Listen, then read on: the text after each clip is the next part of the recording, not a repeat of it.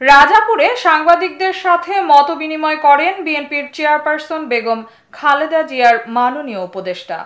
ঝালকাঠি রাজাপুর প্রতিনিধি রিয়াজ মিয়ার তথ্য ও ভিডিও চিত্রে বিস্তারিত। সাথে আছে আমি রাজিয়া সুলতান। আপনারা দেখছেন I1 টিভি।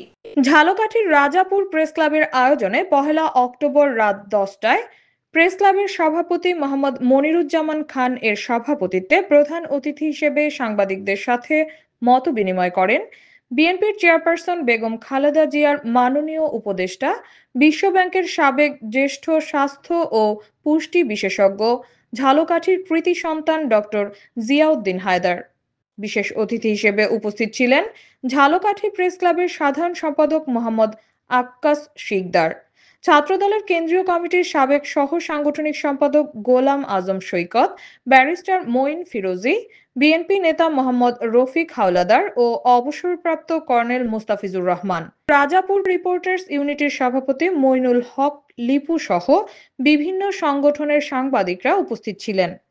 মতবিনিময় সভায় ডক্টর জিয়াউদ্দিন হায়দার বলেন, বিএনপিকে যদি জনগণ রাষ্ট্র পরিচালনার দায়িত্ব দেয়, 31 দফা বাস্তবায়নে স্বাস্থ্য খাতকে আরও উন্নত করার কথা জানান। তিনি আরও বলেন, আমাদের একটাই স্লোগান, আমরা গুণগত স্বাস্থ্য সেবা না পেয়ে কাউকে মৃত্যুর কোলে ঢলে পড়তে দিব না। মতবিনিময় সভায় অনুষ্ঠান সঞ্চালনা করেন রাজাপুর প্রেস ক্লাবের সহ সাধারণ সম্পাদক গোপাল কর্মকার। উনি যে কথাগুলো সবসময় বলেন এবং আমরা কথার যে কথাগুলো নিয়ে আমরা ইন হাউস বর্তমানে আমরা কাজ করছি, আপনারা সবাই জানেন। তিনি বলেছেন যে আমি বিশ্বব্যাপী কাজ করতাম, আমি মূলত একজন ডেভেলপমেন্ট প্র্যাকটিশনার। আমি বিশ্বের বিভিন্ন জায়গাতে খুব ঘনিষ্ঠভাবে হেলথ সিস্টেম নিয়ে কাজ করেছি, এডুকেশন সিস্টেম নিয়ে কাজ করেছি, সোশ্যাল প্রোটেকশন নিয়ে কাজ করেছি।